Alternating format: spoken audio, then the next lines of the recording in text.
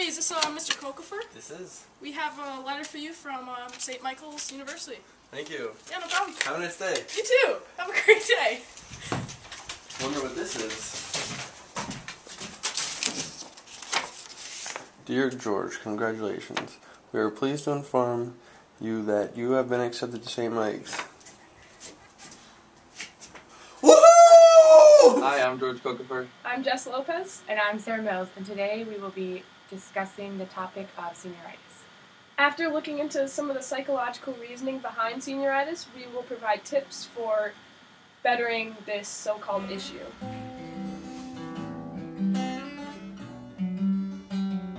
Considered to be the slacking disorder by USA Today, senioritis is only a natural byproduct of the ups and downs of the college admission process.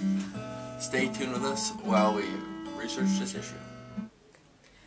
Based on a poll we've taken in the past month, a majority of seniors feel that they have senioritis. What was the question I'm supposed to answer? What have you noticed that you're doing differently now that you have senioritis? Well, usually I went to first period like twice a week, but now I'm going once a week. That's pretty much what's happening. Okay, I mean, this kid's a lazy. It always has been. So I don't know if anything's really changed for him. I've gone from doing homework to not doing homework.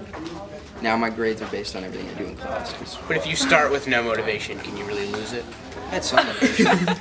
left. Chad, what do you do in math class every day? Play checkers. Play checkers. Nothing. I actually don't do anything. Alright, you have an English paper due tomorrow. What's your game plan? Wait till the last minute. So basically my day is I get here, I sing a little, then I do nothing. It's pretty cool. Except the rare occasion I do get homework, then I don't do it because I don't want to. I figure I have a week left and I don't think I'm going to fail anything in the last week of school. If I do, I'm already into college, so hey, whatever. And you've like completed most of your requirements in order to graduate at this point. Oh, all of them are already done, yeah. Yeah. The first semester I took 2 English classes, so I don't have to take anything this semester. I'm gonna crap on anything. I swear to school. Did you try to break in? I mean, I do, but like. You're trying to break in? I got into college, and now I'm done with everything. Yeah. That's about it. Yeah, it's really hard to find motivation, since all I need to do is pass now that I'm accepted to college. For example, yesterday, I spent my English class calculating the minimum grade I could get and pass. I need a 44. I'm going to try to get an 80. Thinking negatively towards kids who know how and when to relax is not the answer to this so-called problem. It seems that this sort of response is only natural after endless hours of work and late nights of studying. Yeah, I mean, I think it really is because they've set this goal for a lot of years, and the goal typically for seniors is to either get into college or to just get out of high school and kind of continue on with or begin their adult life, I guess. And I think when you get very close to the goal, so when a senior, he or she's going to college and they've gotten their acceptance, that's kind of like the goal's been reached. And it's been so hard to reach it that it's a natural thing for people to kind of take a deep breath and start to relax. So I mean, that's a naturally occurring thing for pretty much everybody at any occupation when they reach goals to kind of let down. Developmentally, if you look at stages of development from Erickson, you're talking about being at a point in time where you're starting to move, you're moving towards independence, and you're moving towards having your own identity, and your peer connections are significantly more important than really the adults. And so how do you wrestle with it? So you're going to have issues coming up with in one sense students wanting to be independent and go their own way and not being nickel and dime by the adults about every little rule and limit. But by the same token, there's also a lot of fear about the unknown and what's going to happen next.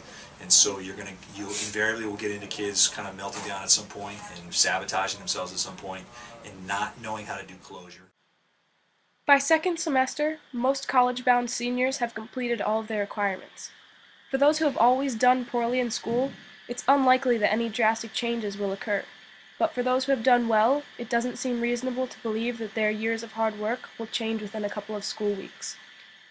Mr. Piazza described to us the suppression effect, which plays a particular role in senioritis.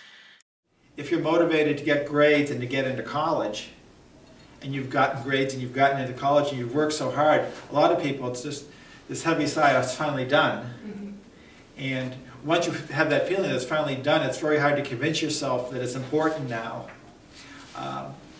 So I think if you're being motivated by grades and to get accepted into college or whatever it might be, then it's going to be very difficult. Those people are going to be very prone to get senioritis, I would think. Mm-hmm. And if they're kids who've denied themselves a lot along the way to get to that point, I mean, if you've denied yourself when your friends are going out and you're staying home studying because you want to get those grades, and you've done those things, and now you're finally there, there's something in psychology we call the suppression effect. Mm-hmm. So if you've suppressed a certain behavior for a long period of time, that behavior is going to come out even stronger than it ever would have if you hadn't suppressed it in the first place. Oh, hey, didn't see you there. The suppression effect and other psychological reasonings that we have found only further prove that senioritis is not as big of a deal as many make it out to be. While speaking to numerous teachers, many didn't even see drastic changes in their students' work ethics.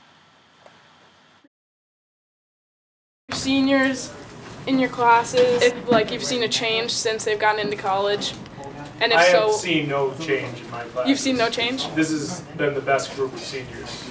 So, all right. You being one of them. Well, no, it's true. I only have 5. What? I only have 5. So if you see a difference in students' work ethics and if you think it's bad. Too. Oh yeah. I would have to say no, not yet. Not yet. Yeah. Hopefully there isn't anything in the future, but a lot of the things that, a lot of times I try to give them things that don't allow for that sort of thing, but not always. But no, I really haven't seen any serious signs of that yet. So you don't really think it's too big of an issue as people make it out to be? In terms of senioritis from the kids who, are you talking about overall or just kids who got from into your own college? experience. There's always going to be, yeah. parts of that. I think there's always going to be some senioritis from everybody, I think. I think teachers can catch that too sometimes, and everybody else, but I think it's probably overblown a little bit. We've now heard from the teachers, and even though the majority of the people we have talked to believe that senioritis is not a huge issue, it does have very real consequences. For example, in 2007, the University of Colorado at Boulder rescinded admission for 45 accepted students of whom had already attended freshman orientation, selected classmates, or met roommates. The University of Michigan sent out 3 different letters to its incoming freshmen with poor final grades, 62 issuing gentle warnings, 180 requesting explanation, and 9 revoking admission. Finally, 23 would-be freshmen found themselves without a college when the University of Washington revoked their acceptances during the summer because of poor final grades. With that being said, we should certainly have alternative ways of learning for seniors in their second semester. This will help them keep some amount of focus as they end their 4-year high school careers and get ready for a new cycle to begin.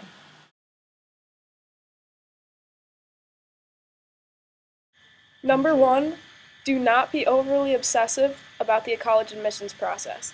This process has gotten a lot more difficult over the past few years, but it still shouldn't be something that causes an extreme amount of stress.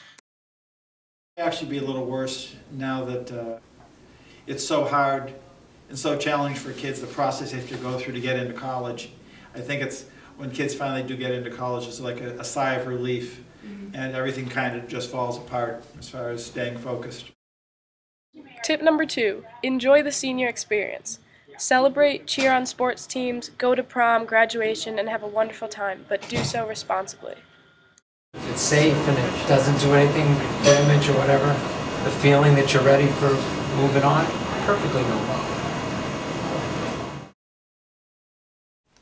So we believe that after a really strenuous long time of high school academic classes, it's pretty evident that seniors aren't going to be very into these classes in their final semester of senior year. So there should be some type of alternative ways that we can still be learning but try new things because we're embarking on this new cycle, and we should have some opportunities to potentially fail before we start again. I've noticed more work for me towards the end of the year with like AP stuff and trying to get stuff out of the way and like an internship program and everything for college. So I haven't really noticed much senioritis, but I would like to. And you've pretty much like kept up your motivational level, you would say. Yeah. Any programs outside of school and interesting independent studies inside of school, which would be outside the normal traditional things that kids would do, might keep seniors more interested. You know, I think the WISE program helps with that. I think independent studies, I think internships, those kinds of experiences help kids, kind of weed out more maybe some of the work that typically they're supposed to be doing in the second half of their senior year. But so I do think we need to look at even being more progressive in terms of how we try to address that. So but it's been a universal issue for a long time. And even at Monument today, this coming year, we're going to be having the independent project in the second semester, which allows people to be able to start learning more about what they are hoping to do post high school graduation, whether that be entering the workforce or going to college to study a certain subject. So those different types of alternative learning atmospheres might be far more beneficial than just staying in the regular academic classes. You've now heard our tips, our explanations, and our ideas for improvement. It's up to the school systems to provide new alternative ways of learning so that seniors can avoid senioritis, and so that people can consider this to be less and less of an issue over time. Let's stop this epidemic before it stops us. Thank you for listening. Bye! Am I